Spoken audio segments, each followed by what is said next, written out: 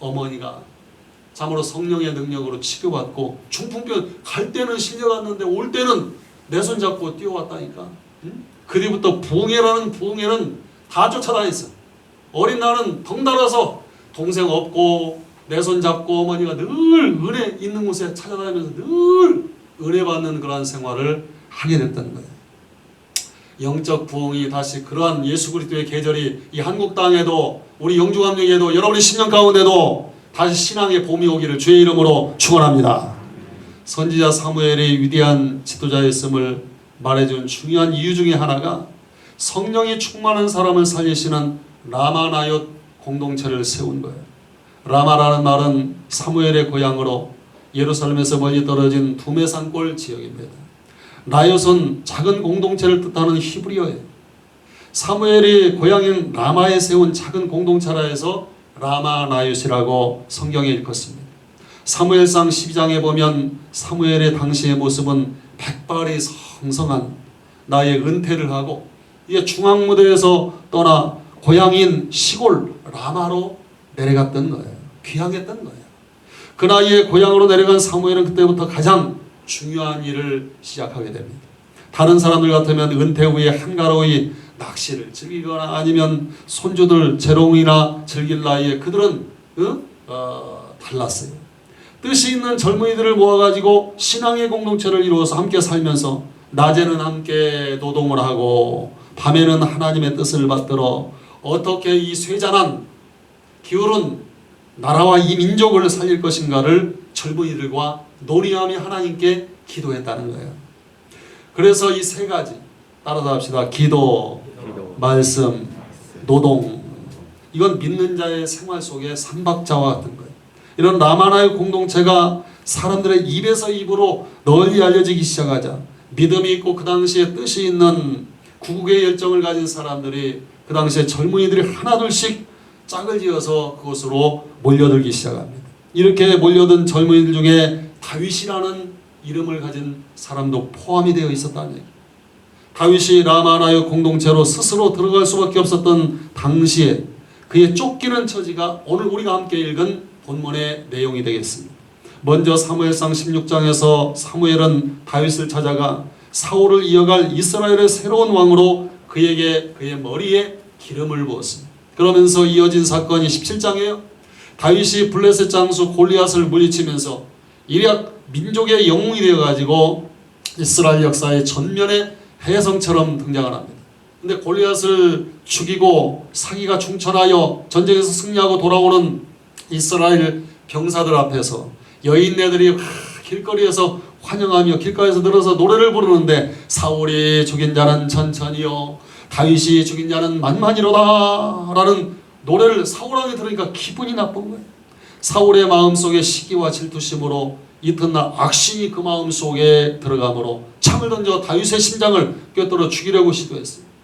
질투심이 미움이 살인할 마음으로 발전하게 되었던 것입니다. 그러므로 다윗은 생명의 위협을 느끼면서 사울의 살기를 피하여 도망친 곳이 피난처가 바로 라마나옳 공동체였던 것입니다. 라마나옳은 사무엘의 제자들을 가르치는 요즘 말로 이야기하면 신학교였습니다. 이스라엘의 미래를 위한 사무엘의 마지막 대안은 영적인 지도자들을, 영적인 후계자들을 길러내는 것이었습니다. 다윗은 라마나옳으로 몸을 피한 것입니다. 그러나 나중에는 사울왕의 집요한 추적에 다윗이 그곳에 숨어 있다는 것이 발각되고 말았습니다. 사울왕은 다윗이 라마나옳에 숨어 있다는 보고를 듣자마자 공개적으로 다윗을 죽이려고 암살 특공대를 편성했습니다. 그런데 정말로 사람의 예상을 초월한 이상한 일들이 그 뒤부터 벌어지기 시작하는 거예요. 1차 암살 특공대 일원이 다윗을 잡으러 라마나옳에 들어가서 그곳에서 선자들의 예언하는 그 모습을 보면서 다윗 죽이려고 사울왕이 보낸 특공대원들 모두에게도 선자들에게 임한 성령의 충만하심이 그들에게 임하게 돼서 사람을 죽이러 간 사람들이 예언을 하기 시작하는 거예요.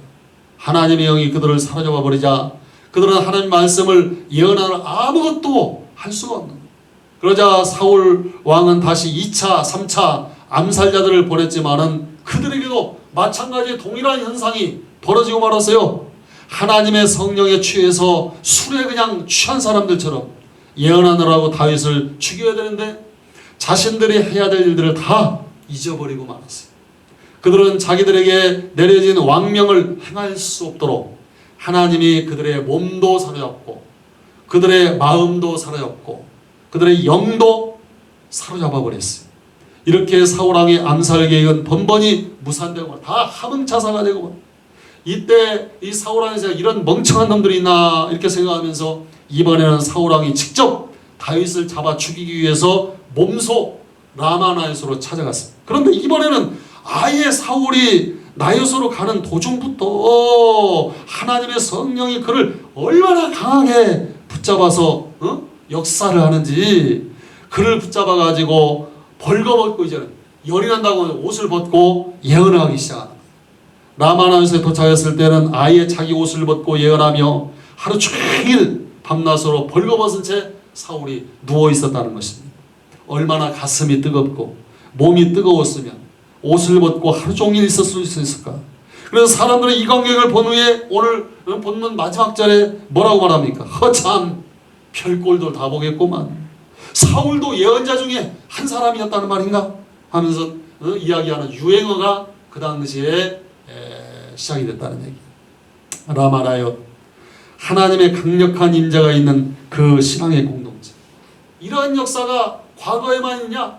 오늘 이 시대에도 그러한 역사가 일어날 수가 있다는 얘기예요. 미국 시카고 해몬드 제1침례교회가 있어요. 이 교회는 주일학교 학생들이 많기로 유명한 교회인데 당시에 어른들이 1,500명 출석하는데 주일학교 아이들은 33,700명이 출석했다고 합니다. 근데 이렇게 주일학교가 부흥된 것은 제니라고 하는 한 여성 때문에 그러한 역사가, 부흥의 역사가 일어났다는 거예요. 그녀는 주일학교를 성공시킨 비결에 대해서 이렇게 말합니다. 못생겼다는 게 비결이라면 비결일 거예요. 아주 어렸을 때부터 나는 못생겼다는 이유로 친구들에게 놀림을 받았지요. 그 정도가 얼마나 심했는지 중고등학교 때 3번이나 저는 자살을 하기도 했어요. 하지만 그때마다 누군가에게 발견되어 죽을 수도 없었어요. 고등학교를 졸업하고 한동안 집에서 놀다가 커뮤니티 칼리지에 들어갔어요. 하지만 그곳에서 나의 태도는 별반 달라지지 않았습니다. 항상 맨 뒷줄에 앉아 졸거나 빌빌거리곤 했으나 참으로 애시당초 나는 내가 무엇을 할 수 있을 것이라고 생각해 본 적이 없어요. 그냥 죽지 못해 살았으니까요. 그러다가 어느 날 어떠한 사람들과 만나게 되었어요. 정확히 말하자면 그들이 나를 선택한 것이지요. 그들은 언제부터인가 내게 다가와서 관심을 보여주면서 나를 위해 끊임없이 기도해 주었습니다. 그들과 만나면서 내 영혼이 서서히 살아나기 시작했습니다. 그들은 사람에 대해 새로운 비전을 갖게 된 나를 이곳 교회로 인도했고, 그때부터 나는 주일학교 유치부 선생님이 되었습니다. 처음으로 8명의 아이들이 내게 배정되었습니다. 그 아이들과 몇 주일을 함께 지내면서 나는 놀라운 사실을 깨달았습니다. 아이들은 내 외모를 보지 않는다는 것이었습니다. 아이들은 그저 자기들을 예뻐해 주는 나를 강아지처럼 졸졸 따라다녔습니다. 아이들은 나의 외모를 보지 않고 나의 사랑에만 관심을 보였던 것입니다. 나로서는 최초의 경이로운 그런 경험이었습니다. 이 세상에 나를 필요로 하고 또 나의 사랑을 얻기를 위해 애쓰는 사람들이 다 있다니 순간 엄청난 감동이 몰려왔습니다. 그날부터 나는 그 어린 영혼들을 위해서 기도하기 시작했습니다. 장황하거나 멋진 기도가 아니라 단순한 기도였습니다. 하나님, 사랑하는 이 아이들을 어떻게 하면 잘 가르칠 수 있을지 지혜를 주옵소서. 이것이 내 기도의 전부였습니다. 이 기도를 매일 같이 잠들기 직전과 잠자리에서 일어날 때마다 하나님께 드렸습니다. 기도를 시작한 지 3년 만에 하나님의 응답이 나에게 주어졌습니다. 어느 날 학교에 가고 있는데 갑자기 제 눈앞에 주일학교와 관련된 놀라운 현상이 펼쳐지는 것이었습니다. 그리고 그 순간부터 주일학교를 잘 이끌어갈 수 있는 아이디어들이 샘물처럼 솟아올랐습니다. 학교에 가는 동안에서마도 5-6가지 아이들이 떠올랐고 이후로도 계속해서 아이디어들이 떠올랐습니다. 샤워 중이거나 대화 중에 심지어 화장실에 앉아있을 때도 이 아이디어가 줄줄 떠올랐습니다. 하나님은 꿈을 통해서도 지혜를 주셨습니다. 이런 식으로 하나님은 하루 24시간 내내 주일학교를 위한 영감을 주셨습니다. 하루 이틀도 아니고 매일같이 말이에요. 그렇게 부어주시는 지혜를 그때그때 기록해 두었다가 주일학교에 적용한 것이었습니다. 제니라는 여성은 못생긴 것은 말할 것도 없고 지나치게 작은 키에 너무 뚱뚱해 걸어갈 때에는 사람이 걷는 것인지 드럼통이 굴러가는 것인지 구분할 수 없을 정도라고 합니다. 근데 하나님께서는 이 사람을 택하신 거예요. 할렐루야. 아무도 관심을 갖지 않는, 그래서 3번이나 인생을 포기하고 자살을 기도했던 이 여성을 하나님이 택하신 거예요. 그리고 그를 통해 수많은 어린 영혼들을 하나님 품으로 인도하셨어요. 작년에 해몬드 제1침례교회에서 침례에 순종한 사람이 2만 5천 명이라고 합니다. 평균 출석 정도는 2만 명 정도를 유지하고 있다. 복음을 전하고 침례에 순종한 사람들은 인근 교회로 출석시키고 있습니다. 해몬드 교회는 겉으로 보기에는 공장인지 교회 건물인지 분간할 수가 없다고 합니다. 그러나 미국에서 가장 큰 교회로 자리매김을 하고 있고 하나님의 귀한 쓰임을 받고 있는 교회가 됐어요. 몇 주 전에 TV 예능 프로에서 얼마 전 북한이 자랑하는 휘발유로 구워준 조개구이를 맛있게 먹는 모습을 제가 본 적이 있어요. 휘발유로 굽는 조개구이라고 처음에는 아이고 이거 냄새나서 먹을 수나 있겠는가 의심했어요. 어떻게 굽나 이렇게 보니까 조개를 거꾸로 다 세워놓고 휘발유를 뿌리고 불을 붙이더니 불이 꺼질만 하면 계속해서 휘발유를 그 위에다가 부어대는 거예요. 그렇게 10여 분 동안 계속 하니까 조개의 입이 벌어졌습니다. 익은 조개를 먹어보더니 사람들 게스트들이 참 맛있다고 모두 말합니다. 휘발유는 불에 타면서 다 공중으로 날아가 버린 냄새도 전혀 없다는 것입니다. 저는 그러한 생각을 했어요. 성령의 기름 부으심도 우리 교회와 우리 사랑하는 성도들에게 계속돼야 된다. 그러면 먹을 수 있는 조개를 먹을 수 있게 하는 것처럼 쓸모없는 인생을 값어치게 하신다. 난 제니의 간증을 통해서 한 몇 주 전에 저도 그러한 체험을 했어요. 아니 침대에 누우려고만 하면 설교가 생각이 나는 거야. 말씀이 떠올라가지고 이 말씀이 머리에서 막 조작이 되는 거야. 그래서 이걸 갖다 잊어버리기 전에 펜하고 종이를 갖다 놓고 적었어. 그리고 갖다 놓고 또 누우면 또 생각이 나는 거야. 또 일어나가지고 또 거기다 덧붙여서 적었어. 그걸 몇 번 반복하니까 설교 한 편이 쫙 되더라. 그래서 그래서 내가 우리 이수사한테 그래서 아유 이거 말씀 준비하는 것도 좋지만은 몸이 아플 것 같아. 한두 번도 아니고 새벽에 일어나가지고 그게 잠을 잘 시간에 그게 자꾸 떠오르니 이거 어떻게 하냐 이거. 봐도 적긴 적어야 되겠는데 그 시간이 지나면 또 잊어버리는 거야. 나는 거기서 두 가지를 깨달았어. 하나님이 주시는 것은 무조건 받아야 되고 아멘. 그리고 그 말씀에 즉시 순종해야 된다는 얘기예요. 그렇게 한 일주일을 지나다 보니까 영은 충만한데 몸이 아플 거야. 몸이 육신이 안 따라가면 힘든 거예요. 근데 그 말씀을 읽어볼 때마다 야 이거 참으로 하나님이 은혜를 주셨구나. 근데 또 증거하고 나서 또 들어보면 또 하나님이 은혜를 주셨구나. 그런 생각을 하게 돼요.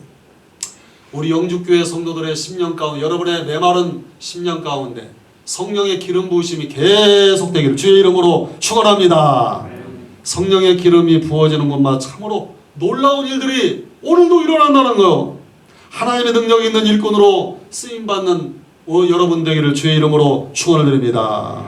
부흥의 불길이 타오르는 것에 미움과 다툼이 사라지고 하나님의 사랑과 그 능력만이 여러분의 10년 가운데 머물게 되기를 주의 종이 기도할 것입니다. 계속적인 성령의 기름 부으심이 라마나유가 이 시대의 교회 사역의 핵심이라고 저는 찔러서 말씀드리고 싶어요.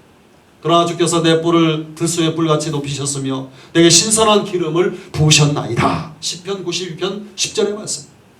라마나유 이것은 어떠한 곳이에요? 어떤 원수와 적이 찾아와도 하나님의 신이 감동으로 함께 예언하며 하나님을 찬양하고 경배하게 된다는 참으로 거룩한 것을 이야기하는 거예요. 이 라마나유 같은 성령이 주도하시는 공동체가 바로 영주 감리교회가 되기를 주의 이름으로 축원합니다. 흔히 예배당을 교회로 알고 있는 사람들이 많아요. 하지만 교회라는 것은 구원받은 사람들이 모인 무리를 말하는 거예요. 그리고 라틴어로는 쿠리아코스이고 헬라어로는 에클레시아예요. 그러면 어떤 교회가 돼야 사모하는 영들이 오고 싶은 그러한 교회가 될 수 있을까? 세 가지만 말씀해 오늘은 말씀을 맺으려고. 첫째, 세상살이에 지치고 피곤한 심령들이 마음을 쉴 수 있는 그러한 곳이 바로 라마나윗이라고 말씀을 드리겠습니다. 좋은 일이 있을 때에도 물론이고 피곤하고 문제가 풀리지 않아서 마음이 답답할 때도 오고 싶은 곳, 세상 어떤 곳보다도 그리워지고 오고 싶은 곳이 바로 이 하나님의 집, 교회가 되어야 된다는 것입니다. 지금 다윗은 사울왕에게 쫓겨다니라고 심신이 매우 피곤한 상태. 이때 이 사람은 세상으로 나가지 않고 이 육신과 영혼의 피곤함을 달래기 위해서 어느 곳으로 가냐면 신령한 목회를 하고 있는 사무엘이 목회하고 있는 라마나윗 교회로 찾아왔다는 얘기입니다. 다음에 이러한 라마나윗과 같이 되기 위해서 우리 교회는 사무엘과 같이 교회에 찾아오는 사람들에게 어떠한 태도로 이 사람들을 맞이해야 되느냐. 타인의 상한 마음을 알아주고 그들에게 위로와 격려를 주고 소망을 갖도록 용기를 줄 수 있는 그런 교회가 될 수 있도록 여러분 영적으로 깨어 근신하며 정신차려 무시로 성령 안에서 간구하시기를 주의 이름으로 부탁드립니다. 여러분 하나님의 은혜 가운데 우리가 먼저 성령 충만함을 받아요.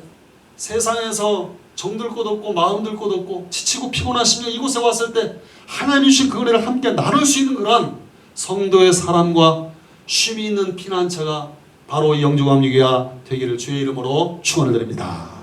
둘째로 답답한 심령들이 그 마음을 토로할 수 있는 것, 내 마음속에 있는 것을 마음도 없고 말할 수 있는 그러한 공동체가 되어야 된다는 것입니다. 사람들이 마음속에 있는 하고 싶은 말은 많은데 말할 곳이 세상에 없어요. 사람은 속에 있는 말을 해야 다 비우고 그때부터 새 마음, 새로운 생각, 새로운 계획을 그 빈 마음에 담을 수가 있는데 답답하고 걸걸한 심령을 말할 수 있는 곳이 한 곳도 세상에 없기 때문에 사람들의 심령은 메말라가며 병들어 죽어가고 있다는 것을 여러분 기억해야 됩니다.